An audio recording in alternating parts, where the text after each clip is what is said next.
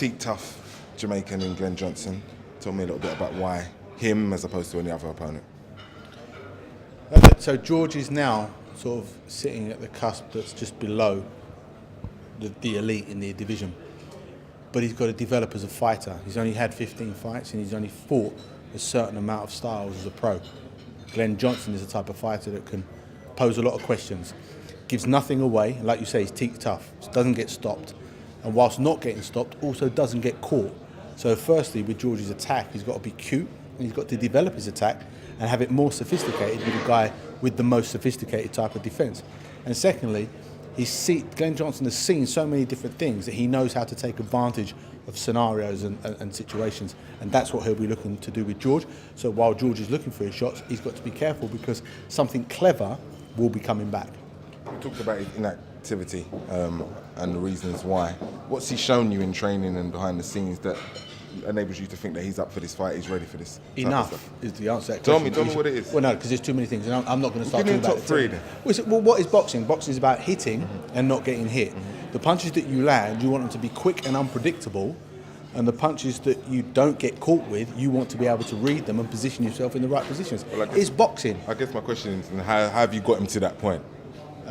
By day in, day out, drilling things that we think make total sense for his style and for the people that he's going to fight, and it's all about repetition. Not trying to get too clever. Sticking to basics, make the basics solid, and then drilling certain things. The fight in America, what most impressed you about that? Apart from the win, obviously. The finish was good. He took a little bit long to adjust to the fella's distance because the guy did have very long arms and also and was also a very heavy hitter, and motivated because it was the first time that Francisco Sierra has been given 7 weeks' notice for a fight. So I knew that he was a tough fighter, but also knew that he had slow feet and he wasn't that quick with his hands. So that gave us the opportunity for George to turn up and show the things that he was supposed to show. I think the cut kind of made it look messier than it was, because if you take away the blood and the cut, I was actually really pleased with what I saw George do.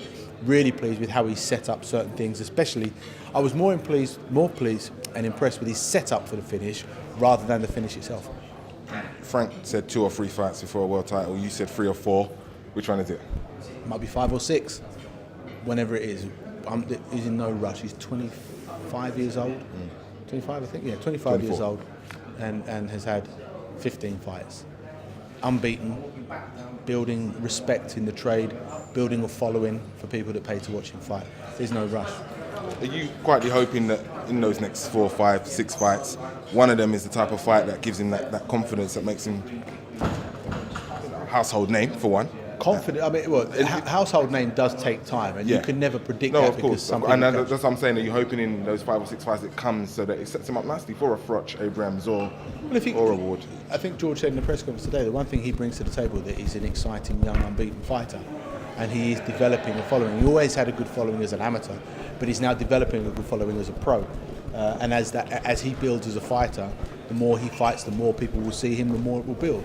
And that's just the nature of the business. But as long as he keeps his head down, stays professional, and stays who he is as well, because he's a likeable fella, then you know he can name his future, so to speak. Appreciate it.